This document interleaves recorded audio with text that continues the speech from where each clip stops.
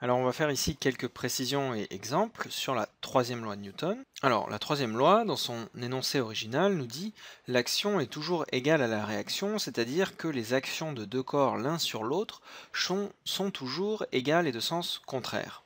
Alors cet énoncé, on peut le résumer de manière un peu simplifiée, et un peu trop simplifiée, on va voir, avec l'équation suivante qui dit que pour toute force F, eh bien, il existe une force de même norme, grand F, mais de sens opposé, comme nous l'indique le moins ici. Alors si on y réfléchit un peu, eh bien on voit que cette mise en équation un peu vague de la troisième loi de Newton peut porter à confusion. Par exemple, on peut se dire que si pour toute force F, que j'applique par exemple sur un objet, il existe une force de norme identique et de sens opposé, moins F. Donc si cette affirmation était vraie, eh bien ça voudrait tout simplement dire qu'aucune accélération n'est possible, puisque chaque fois que je vais appliquer une certaine force sur un objet, eh bien il va y avoir une force de sens opposé et de même norme qui va compenser la force que j'applique. Et bien sûr, comme tu le sais, il est possible d'accélérer des objets. Donc qu'est-ce qui est faux dans cet énoncé, dans cette équation un peu vague?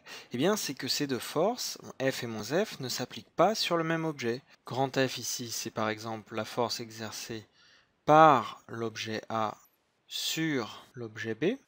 Moins grand F ici en violet, eh bien c'est la force exercée par l'objet B sur l'objet A. Et donc en fait c'est pour ça qu'il faut bien retenir l'énoncé de la troisième loi de Newton, c'est que tout corps A exerçant une force sur un corps B, eh bien ce corps A subit une force de même intensité, de même direction mais de sens opposé, exercée par le corps B. Alors on va illustrer un peu cet exemple de base. Donc on a par exemple ici notre objet A, on a ici notre objet B.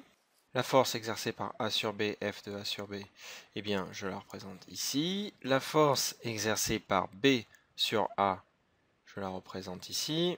Bien sûr, à gauche, ici, c'est le corps A. À droite, on a le corps B.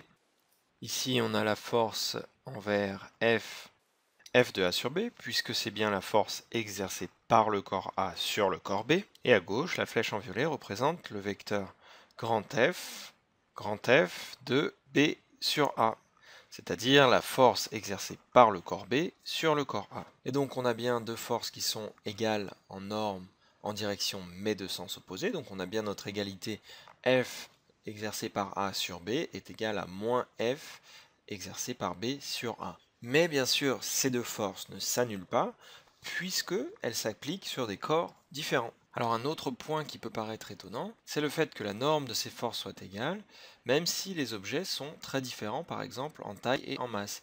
Si j'ai ici une étoile, et que mon deuxième objet est une planète, on pourrait là aussi encore une fois penser que si par exemple l'étoile est 1 million de fois plus massive que la planète, eh bien la force d'attraction de l'étoile sur la planète, F de A sur B, soit beaucoup plus grande que la force d'attraction de la planète sur l'étoile. Mais ce n'est pas vrai. La troisième loi de Newton nous dit bien que la norme de ces deux vecteurs force est la même. Donc de la même façon, l'attraction de notre planète sur la Lune a la même intensité, la même norme que l'attraction gravitationnelle de la Lune sur la Terre. Alors il est vrai que dans notre cas par exemple du Soleil et de la planète Terre, c'est bien la planète Terre qui tourne autour du Soleil, qui est en orbite autour du Soleil, et non l'inverse.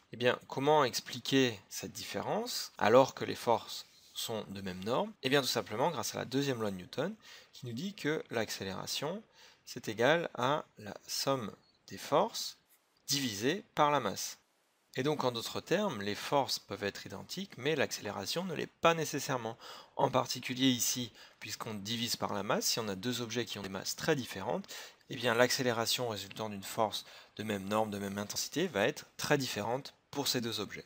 Alors, autre idée reçue qui est fausse également, certains pensent que si je suis par exemple suffisamment rapide pour exercer une force sur un objet, il va pouvoir pendant un court instant exister un moment pendant lequel cette troisième loi de Newton n'est pas vérifiée, pendant lequel la force exercée par un corps sur l'autre est plus intense, à une norme plus grande que la force exercée par le deuxième corps sur le premier. Et donc ça, bien sûr, ce n'est pas vrai. La troisième loi de Newton, l'égalité entre la force exercée par A sur B et l'opposé de la force exercée par B sur A, cette égalité est toujours vérifiée quel que soit l'instant. Pour prendre un exemple plus concret, on peut imaginer un bonhomme qui saute contre un mur. Eh bien, à tout moment, la force exercée par le bonhomme sur le mur, que je vais noter FBM, F la force du bonhomme sur le mur, eh bien à tout moment, cette force est égale à l'opposé de la force exercée par le mur sur le bonhomme, que je vais noter FMB. Donc à bien retenir, quelle que soit l'accélération ou la différence de masse entre les deux corps, à tout instant, la troisième loi de Newton nous assure que la force du corps A sur le corps B est égale à l'opposé de la force du corps B sur le corps A. Alors, autre problème, certaines personnes ont du mal à identifier quelle est la force opposée de cette troisième loi de Newton. Donc on va prendre une deuxième illustration pour parler de ce problème spécifiquement. Donc on a ici le sol, le premier trait blanc, une table posée sur le sol, et une boîte, grand A, représentée en jaune ici. Donc si on regarde un peu les forces qui s'exercent sur cette boîte grand A, on a bien sûr le poids que je représente par la flèche violette ici, donc F 10G, orienté bien sûr vers le bas. Et deuxième force exercée sur cette boîte grand A immobile, eh bien c'est la réaction du support, que je vais noter ici Rn, représenté par la flèche en marron. Donc beaucoup de gens vont penser que ces deux forces qui sont égales en norme et en direction, mais de sens opposé, eh bien sont les deux forces de la troisième loi de Newton, mais ce n'est pas vrai. Notre bloc est ici immobile, l'accélération est nulle, et c'est la deuxième loi de Newton qui nous dit que effectivement le poids est égal à la réaction du support. Donc attention à cette erreur classique, ces deux forces s'exercent sur le même objet, et ce n'est pas le cas de la troisième loi de Newton, puisque la troisième loi de Newton concerne deux forces qui s'exercent sur deux objets, deux corps différents. Du coup, quelle est donc cette force partenaire de la troisième loi de Newton? Eh bien, pour le poids de notre force A. Alors, on va reprendre en faisant un peu d'espace. Alors, son poids, comment il se définit? Eh bien, son poids, c'est la force exercée par la Terre sur la boîte A. Donc si on pense comme ça à quels sont les deux corps mis en jeu, eh bien c'est facile de trouver la force partenaire, puisque tout simplement la force opposée de la troisième loi de Newton en question ici, eh bien c'est la force exercée par la boîte A sur la Terre. Donc F de A sur T. Donc ça peut paraître un peu contre-intuitif, mais c'est totalement vrai. La force exercée par la Terre sur la boîte, qui est son poids, F de T sur A, eh bien, elle a même norme, même direction, mais sans s'opposer, que la force exercée par la boîte sur la Terre. Donc toi, en tant qu'être humain eh bien, qui a les pieds sur Terre, il faut bien te dire que la force que la Terre exerce sur toi, donc que ton poids, eh bien, elle a la même norme que la force que toi tu exerces sur la Terre. Alors bien sûr, encore une fois, grâce à cette relation entre la somme des forces et l'accélération, A égale somme des forces divisée par M, la différence de masse qu'il existe entre toi et la Terre fait que, par exemple, si tu sautes à la surface de la Terre, eh bien, elle, la Terre, ne va pas bouger. Donc encore une fois, bien retenir, la troisième loi de Newton, c'est quelque chose d'universel. On a toujours les deux forces partenaires qui sont égales en direction, en norme et opposées en sens. Enfin, on peut revenir sur la réaction normale du support, exercée par la table sur la boîte. Donc je viens de le dire, c'est la force exercée par la table sur la boîte. Et donc logiquement, la force partenaire, la force opposée selon la troisième loi de Newton, eh bien c'est une force qui est exercée par la boîte A sur la table. F de T sur A est égal à moins F de A sur T.